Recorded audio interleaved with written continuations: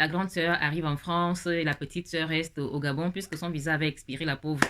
Et du coup, quand la grande sœur arrive en France, la famille, c'est un Jinja, Jinja, le bonbon que vous connaissez là, au bonbon des Camerounais là qu'on appelle bonbon Jinja. Hello, hello la famille, bienvenue sur vos histoires de Fala, les histoires de Mbeng, les histoires qui relatent en fait les comportements des Africains en Africains quand ils sont hors de l'Afrique, hors du continent africain, et sinon particulièrement les histoires qui dénoncent en fait les comportements des Gabonais en Gabonais hors du Gabon. C'est ce qui est là, oh, la famille, c'est ce qui est là. Mabouango, est-ce qu'on va s'en sortir, la famille? En tout cas, bonjour d'abord les stratèges hein, et à tous les autres, la famille. Je vous invite d'abord, s'il vous plaît, à partager massivement cette vidéo partout où vous le pouvez, s'il vous plaît. S'il vous plaît. Et n'oubliez pas aussi de liker, de laisser un like sur cette vidéo, histoire de me soutenir, de soutenir ma chaîne. Vous savez que la chaîne est nouvelle, donc j'ai vraiment besoin de votre soutien pour essayer de la développer. Merci d'avance et laissez aussi vos avis en commentaire, la famille. Laissez aussi votre avis, vos avis sur ces histoires rocambolesques de Fala. On peut faire ça.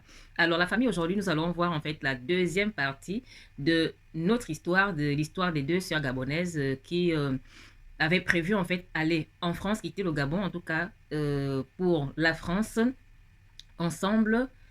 Comme vous en tout cas, je ne vais pas revenir ici sur ce que j'avais déjà eu à dire sur la première partie, n'est-ce pas? Pour ceux qui ne l'avaient pas suivi, voilà, elle est toujours ici sur ma chaîne YouTube. Vous pouvez aller la suivre pour mieux comprendre la suite de cette histoire, c'est-à-dire pour mieux comprendre ce qui va être dit sur cette vidéo. Alors, la famille, pour poursuivre comme ça avec cette histoire triste hein, de ces deux sœurs qui avaient prévu aller en France, se chercher, en tout cas explorer d'autres horizons. Hein. Voilà, je continue de réitérer que c'est normal hein, qu'il arrive à beaucoup de personnes de désirer en fait d'ambitionner, sortir un peu de leur cocon, de leur pays, histoire d'aller comme ça à l'étranger, aller ailleurs, explorer d'autres horizons et pour essayer de voir pourquoi bah, peut-être il y a possibilité de trouver le bonheur là-bas. Donc c'est le cas ici hein, de ces deux sœurs dont on parle ici. Donc comme ça, la grande sœur arrive en France et la petite sœur reste au Gabon puisque son visa avait expiré, la pauvre. Et du coup, quand la grande sœur arrive en France, la famille, c'est un Jinja, Jinja, le bonbon que vous connaissez là, au bonbon des Camerounais là qu'on appelle bonbon Jinja, Jinja, Jinja. Vous voyez, non? C'est ça. Parce que la France, c'est un pays... en fait, la France, c'est un pays où qui ne fait pas de cadeaux, quoi. Qui ne fait pas de cadeaux. C'est-à-dire que les Africains en France ne se font pas de cadeaux, la famille. Et ce n'est pas du... C'est pas, on m'avait dit que c'était comme si, mais pourquoi depuis que je suis là, je ne vois pas ça et tout. Hein? La France. La France, c'est comme un quartier qu'on a à Libreville, là, qu'on appelle venez voir. C'est du venez voir, la famille. Donc, elle arrive, voilà, chez sa copine en question en France. Et il faut aussi déjà dire, hein, voilà, que elles avaient envoyé, non, depuis le Gabon, 5 millions de francs CFA à la copine en question qui devait les héberger. Les 5 millions avaient été cotisés par les deux sœurs, hein, et la dame les avait bouffés, naturellement, n'est-ce pas? Donc, la grande sœur arrive chez sa copine. Et maman, elle arrive chez sa copine en question. Au début, c'était bien, vraiment, la vie en rose, les fous rires, les petites balades, c'était mignon. Et avec le temps, le climat commençait par changer dans la maison entre les deux et tout. Et c'est la copine en question qui se chargeait, la famille, de chercher les par-rapports à la grande sœur de l'autre, là-bas en France. Les par-rapports, quand je dis par-rapport, vous voyez de quoi il est question, non? Donc, c'est elle qui parlait avec les hommes sur Internet pour elle, hein, et tout. Et quand elle tombait sur un homme qui était bien, elle faisait encore tout pour gaspiller. C'est quand elle tombait sur celui qui est façon là qu'elle voulait faire tout pour que la copine prenne et tout. C'était vraiment compliqué. Franchement, et les histoires de Fala. Et, et avec le temps, le climat, franchement, commençait par se détériorer dans la maison, la famille, jusqu'à ce que les choses allaient tellement mal, mais vraiment mal pour la pauvre, qu'elle était obligée de partir de la maison. Pas seulement à cause des trucs d'Internet, hein, des hommes, machin, non, mais vraiment de manière générale, les choses ne se passaient pas avec sa copine comme elle espérait, la famille. Les choses ne se passaient pas avec sa copine comme elle espérait. C'était vraiment un cauchemar pour elle qu'elle vivait là. Un cauchemar. Obligée de sortir de là. Et en sortant de là, elle part aussi un peu chez le Gabonais qu'elle essayait d'appeler ici et là. Partout où elle partait, c'était un peu pareil. On la foutait à la porte, voilà, on la mettait dehors, comme vous-même vous connaissez. En tout cas, beaucoup connaissent de quoi il est question, non? En France, en bang. C'est le feu. Donc, on la foutait dehors, à gauche, à droite. En fait, c'est vrai que je rigole, mais c'est vraiment très la famille. Je rigole parce que souvent, certaines personnes doutent de ces choses-là quand on leur raconte cela comme ici. Parce que nous, ici, moi, personnellement, je fais ces directs ici pour essayer un peu d'aider les gens, pour alerter beaucoup de personnes, pour que les gens comprennent ce qui se passe en Gabonais, sinon en Africain, hors du continent africain ou hors du Gabon. Est-ce que vous voyez? Parce que ce n'est pas quelque chose qui concerne les Gabonais. Hein. Ça touche en fait tous les Africains hein, hors de l'Afrique. Hein. Donc, la famille, c'est comme ça que... Pardon. C'est comme ça que la pauvre, partout où elle partait chez ses compatriotes, on la mettait à la porte, on la mettait à la porte. Bien qu'elle avait des moyens, parce que c'est quand même une dame qui a quand même un boulot décent au Gabon, qui avait son boulot décent au Gabon. Après, je sais pas si elle avait démissionné ou pas, je ne sais pas ça, je ne peux pas vous le dire. Et voilà, au bout de... Et entre-temps, voilà, elle avait fait la rencontre d'une étrangère avec qui, voilà, ça se passait bien. Et du coup, cette étrangère, enfin, quand je dis étrangère, parce que c'est une dame qui n'est pas gabonaise, l'avait quand même accueillie chez elle. Elle est partie là-bas, mais c'était vraiment très difficile, vraiment difficile. Et elle n'arrivait pas, en fait, à se réveiller de ce cauchemar, en fait, qu'elle était en train de faire, quoi.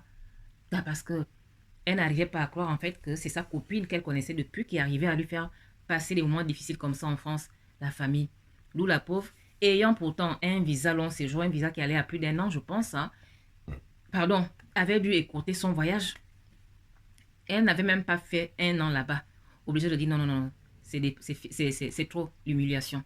C'est trop l'humiliation. C'est trop la souffrance. Vaut mieux partir chez moi. C'est comme ça qu'elle était rentrée chez elle. Elle est rentrée au Gabon, même pas faire 1 an en France. Pourtant, elle avait encore son visa valide, la famille. Vous savez que la France est un pays qui est assez compliqué. Hein. Même quand tu as ton visa, quand tu as encore ton visa, la famille, c'est compliqué si tu ne maîtrises pas en fait les rouages de ce pays. Quand tu ne maîtrises pas les rouages de la France, c'est compliqué de t'en sortir, même si tu as un visa valide, la famille. Donc la pauvre était tellement dépassée qu'elle s'était dit non, non, là ça va, ça suffit comme ça. Ça fait déjà quand même quelques mois là, quelques mois, je pense qu'elle avait fait passer entre 6, 7, 9 mois comme ça. Là-bas en France, obligée de dire non, là je rentre. Et puis elle est rentrée au Gabon, aller retrouver encore sa soeur qu'elle avait laissée sa soeur qu'elle avait laissée, la famille. La pauvre qui avait vu ses 2 visas expirer quand au Gabon là. La grande soeur est allée la retrouver au Gabon là-bas. Elle est allée la retrouver dans la même maison. Sa petite soeur la regardait seulement comme ça là. Hein? Sa petite soeur dit, je lui dis que, ah, ma soeur, tu as vu non? Tu fais plus confiance aux étrangers, aux inconnus qu'à moi, ta propre soeur. Je t'ai dit que tu fais plus confiance à tes copines, tes amis, aux gens de dehors par rapport à moi, ta soeur. Si tu m'avais écouté, si on était partis ensemble comme on l'avait prévu, certainement, tu ne serais pas rentré avant même que ton visa n'expire. On se serait soudé les coudes. Si j'étais avec toi, si on était partis ensemble comme on l'avait décidé, comme on s'était organisé, on se serait serré les coudes. On allait tout faire pour s'en sortir ensemble parce que l'union fait la force. Voilà, tu es parti seul, tu m'as laissé. Regarde le résultat aujourd'hui. Regarde maintenant le résultat, la famille. La vie est une école. La vie est une école. Franchement, ce qui se passe souvent en Gabonais est invraisemblable. C'est invraisemblable, la famille. Aujourd'hui, la pauvre est au Gabon. Les 2 sont toujours au Gabon. Voilà, les 2 sont au Gabon. Voilà. Mais regardez. Regardez. Vous voyez les choses de la vie. Vous voyez les choses de la vie, la famille. Donc, ah, et c'est triste vraiment. C'est triste que Dieu touche les cœurs de certaines personnes hein, pour changer. Que Dieu touche les cœurs de certaines personnes. Et cette histoire de chercher les hommes à quelqu'un d'autre, là, attendez, je ne comprends pas. Même si quelqu'un ne sait pas, parce que beaucoup de personnes ne maîtrisent pas Internet, hein, mais de nos jours, beaucoup de personnes ont des téléphones portables. Tu lui crées un compte sur son portable, tu lui montres comment elle fait comme ça, elle-même elle discute avec les hommes, avec les personnes qui lui écrivent. Pourquoi? C'est toi qui vas fouiller, c'est toi qui vas discuter avec des gens pour quelqu'un d'autre, alors que la personne est là avec toi. C'est même pas qu'elle n'est pas là. La famille, les histoires de Fala, les histoires de Mbeng, les choses qui se passent entre Africains en France, aux États-Unis, un peu partout, hors de l'Afrique. Invraisemblable, des histoires rocambolesques. la famille. Donc, voici la suite de cette histoire, hein, de ces deux sœurs. La pauvre, en tout cas, elle a laissé tomber, elle a passé l'éponge dessus. On savait que ses deux sœurs, elle devait faire comment? Ses deux sœurs et tout, voilà. La vie, je pense que la vie a plaidé, en fait. La vie a plaidé pour la petite sœur. Est-ce que vous voyez la famille? La vie a plaidé pour la petite sœur. La vie a plaidé pour la petite sœur. Je pense que ça a servi aussi, hein, ou du moins, en fait, j'espère que ça a servi hein, de leçon à la grande sœur. J'espère.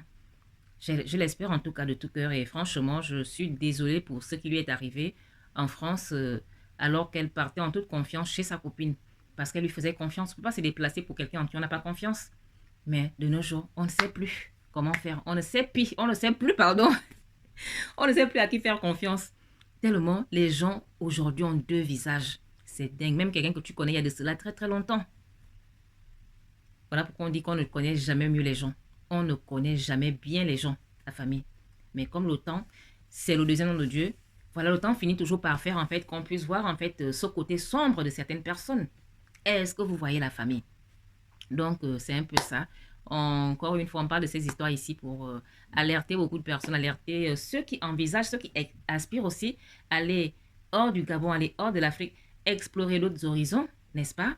C'est aussi c'est pour ça en fait qu'on parle de ces sujets ici, pour les alerter, pour les préparer, pour que, voilà, au cas où toutes ces choses leur arrivaient, qu'elles ne soient pas surprises en fait, et qu'elles soient capables en fait de surmonter cela, puisqu'elles auraient déjà en fait euh, comment on appelle, des petites idées, donc qui vont comme ça leur permettre d'avoir des petites stratégies qui vont leur permettre en fait de surmonter cela efficacement.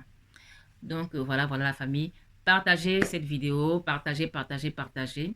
Likez la famille et laissez vos avis en commentaire pour encourager la page, pour me soutenir et la famille. Et à très bientôt pour une nouvelle vidéo. Alors, pour celles et ceux qui ont suivi cette histoire depuis le début, c'est-à-dire depuis la première partie que j'avais partagée ici hein, il y a quelques jours, en tout cas les autres, ceux qui ne l'ont pas encore suivi, vous pouvez aller la lire. Elle est toujours là, la vidéo est toujours là sur ma chaîne YouTube. Alors, je vous pose la question de savoir ce que vous auriez fait si vous étiez à la place de la petite sœur. Qu'auriez-vous fait, la famille, à la place de cette petite sœur? Je suis curieuse de lire vos commentaires, la famille. Laissez-moi vos avis ici en commentaire. Merci.